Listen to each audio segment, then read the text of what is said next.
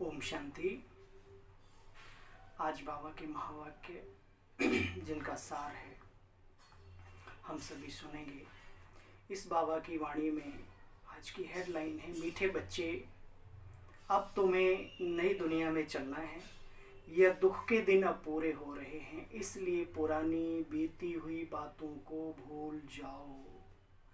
इसलिए पुरानी बीती हुई बातों को भूल जाओ। फिर बाबा ने बहुत ही अच्छा प्रश्न बच्चों के साथ किया।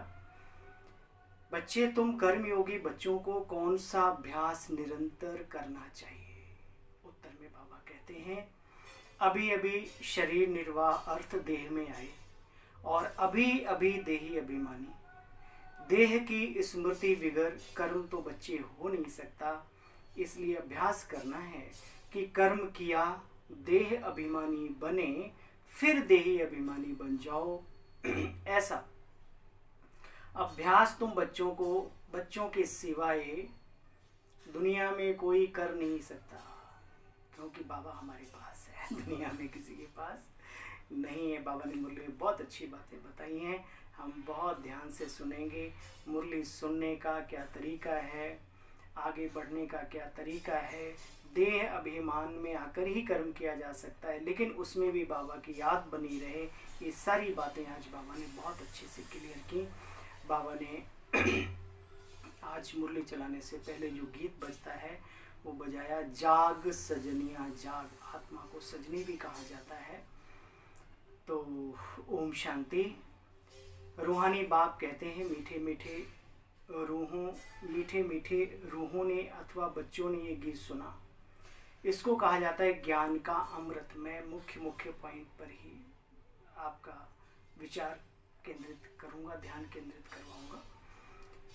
देखो, तुम बच्चे जानते हो, बच्चों ने जाना बाप कैसे आकर भक्ति का फल देते हैं। जिसने सबसे जास्ती भक्ति की, उनको ज्ञान में भी जास्ती उन्नति होती है, आगे बढ़ते हैं। जरूर ज्ञान में वे तीखे जाएंगे, तब इन लक्ष्मी नारायण जैसा ऊंच पद पाएंगे। अब ज्ञान और योग के लिए तुम्हारा पुरुषार्थ है, अभी मेहनत करनी है अपने को ज्ञानी और योगी बनाने में। ज्ञान और योग के लिए तुम्हारा पुरुषार्थ है, देही अभिमानी होकर रहना। फिर बच्चे देहधारी भी होना। देहधारी बना, देह को धारण करके फिर कार्य करना। ये बहुत कम शब्दों में बाबा ने बहुत गहरी बात कही। कर्म करते हुए बाप को याद करते रहना। देह बिगड़ तो हम कर्म कर न सकें। वास्तविकता है, सच्चाई है। सत्य पिता हमें सच्चाई से विमुख नहीं करते, उसका भी दर्शन कराते रहते। तो यह ठीक है, बाबा को याद करना है, परंतु अपने को आत्मा समझें। देह को भुला देने से काम नहीं होगा। मतलब भुला देने का मतलब कहने को जैसे दुनिया में ये तो वैदेही, मतलब ऐसी वो बात नहीं। हमें हर कार्य करते हुए भी अपने को आत्मिक स्थिति में स्थित रखना है। बच्चे, कर्म तो करना ही है ना। बाप की याद में बहुत बहुत बहुत क्या है, बोलो, मजा है ना। मजा आप सब अनुभव करते होंगे, जितनी देर बाबा की याद में रहते हैं मजा ही मजा है। उसका असर भी बहुत लंबा रहता है। तो क्यों ना हम ज़्यादा से ज़्यादा बाबा को याद करें। उठते बैठते चलते फिरते बाप को याद करते रहो। अच्छा बच्चे, परंतु पेट को भोजन भी तो चाहिए। क्या चाहिए भाई? शरीर धारण किया है, प्रकृति का ये बना हुआ, तो इसे प्राकृतिक चीज़ें तो चाहिए। हार्ड वर्कर हैं हम लोग, सुबह से शाम तक कुछ न कुछ करते हैं, तो इसे भोजन तो खिलाना ही पड़ेगा। तो बाबा ने कहा, परंतु पेट को भोजन तो चाहिए ना। मूल बात समझाते बच्चे, मुझे याद करते रहो। देह को खिलाना भी तो है। देह बिगड़ तुम क्या कर सकते हो? चाहे सूक्ष्म शरीर हो, चाहे स्थूल शरीर, तो चाहिए ना आत्मा को, है ना। अच्छा, फिर बाबा कहते हैं, देह अभिमानी बनने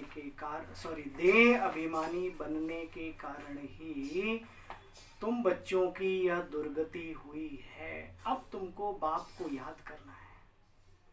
गृहस्थ व्यवहार में रहते कमल फूल समान बनना है। सुदर्शन चक्रधारी भी तुम हो। देवताओं को शंख आदि बैठ देते देवताओं को शंख आदि नहीं देते, या ज्ञान शंख आदि तुम ब्राह्मणों के। बाबा कहते बच्चे तुमको यहाँ आवाज करने की दरकार नहीं है, क्योंकि यहाँ तो मन का योग है। मन से प्रभु को याद करना है, मन मनाभाव हो करके रहना है। यह रूहानी नॉलेज जो सिवाय रूहानी बाप के और कोई दे न सके। रूह को रूहानी बाप आकर के नॉलेज देते हैं।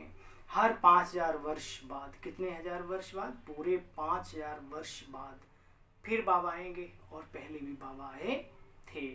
मनुष्य तो बिल्कुल ही घोर अंधियारे में है, अब तुमको रोशनी मिली है। तुम अज्ञान नींद से जागे हो। हाँ, जागे या अभी भी सो रहे हैं, या जागने के बाद भी सुस्ता रहे हैं, या अभी भी वही खींचा मेरा तेरा हाय ये वो। बाबा बैठा है, सब बातों से फ्री होकर के बाबा की श्रीमत पर चलने में ही फायदा है। बाबा ने कहा मनुष्य तो बिल्कुल घोर अंधियारे में हैं, अब तुमको रोशनी मिली है। किसकी? ज्ञान की रोशनी मिली। तुम बच्चे अज्ञान नींद से जागे हो। बाप कहते मैं तुम्हारा बाप भी हूँ, साजन भी हूँ, गुरुओं का गुरु, परम सतगुरु भी हूँ, सच्चा सच्चा सुप्रीम टीचर भी हूँ, सर्व गुरुओं का सदगति दाता, एक सतगुरु, सर्व की सदगति करता हूँ आके। बाबा कितना हमारा महान है, हमारे आपके साथ साथ पूरी दुनिया को तार देता है। बाबा ने एक बहुत अच्छी बात कही मुरली में। जब हम बाबा के बच्चे कोई भी बात सुनते हैं, हमारे अंदर धारणा क्यों नहीं होती, या हम बातों को क्यों भूल जाते हैं? उसका कारण है कि हम सुनते समय विशेष अपने ऊपर अटेंशन नहीं देते। तो कैसे सुनना चाहिए? बाबा कहते हैं यहाँ जब तुम बच्चे आते हो तो तुमको बैठ कर सुनना व पढ़ना है। छोटे बच्चे तो नहीं सुनेंगे ना। तुम यहाँ आए हो क्या करने? ज्ञान और योग सीखने।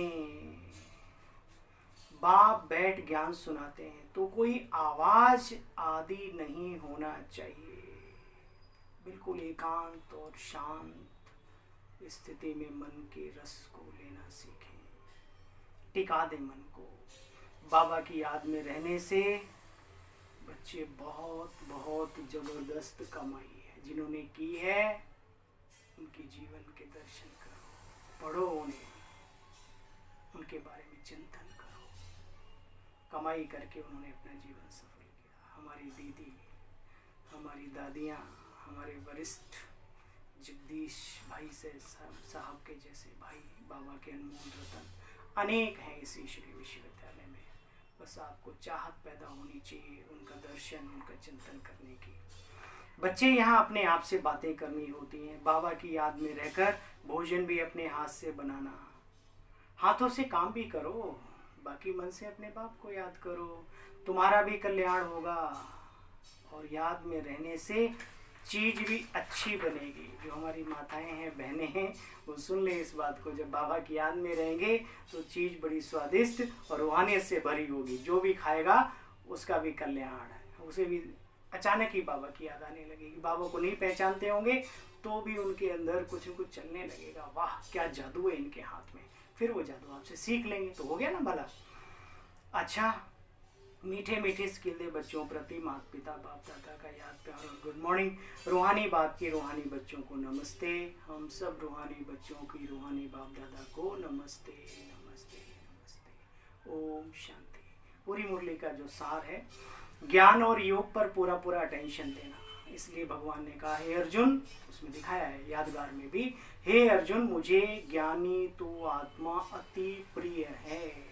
कभी कभी अनुभवी अनुभवों से निकल जाते हैं साइड, लेकिन जो ज्ञानी होता है अपने मन को समझा करके और वो आगे बढ़ जाता है और अनुभवों से सराबोर अपने आप को कर लेता है। ज्ञान और योग पर पहला ज्ञान फिर योग। ऐसा भी नहीं कि योग के चार्ट को छोड़ देना है। ज्ञान और योग पर पूरा पूरा अटेंशन देना। सुनने के समय बहुत शांत एकाग्रचित होकर बैठना है।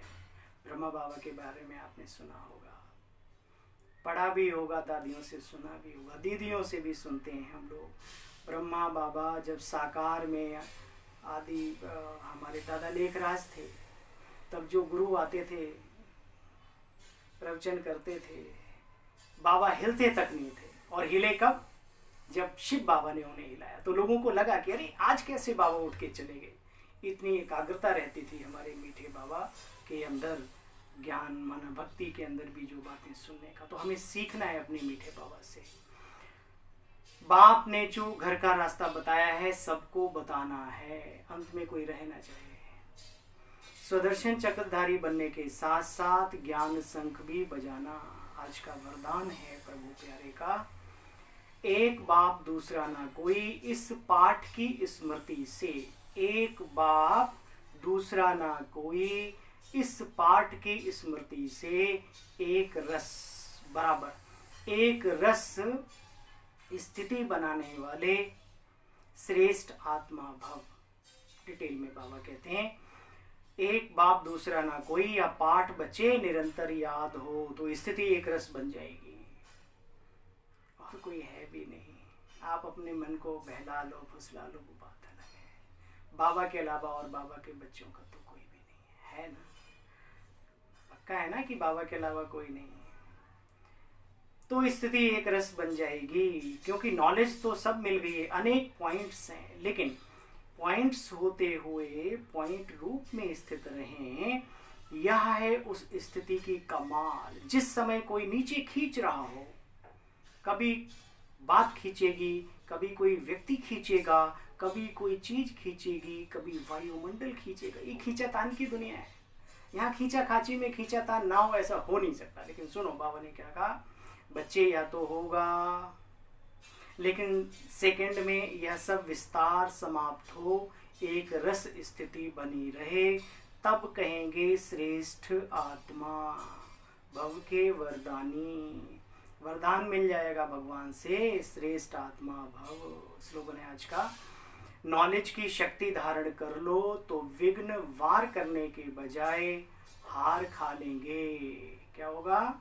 नॉलेज की शक्ति धारण कर लो तो विघ्न वार करने के बजाय हार खा लेंगे। कहेंगे भाई चलो, यहाँ दाल गलने वाली नहीं है, क्योंकि भगवान इनके साथ है। अच्छा, आप सभी को बहुत बहुत ओम शांति, ओम शांति।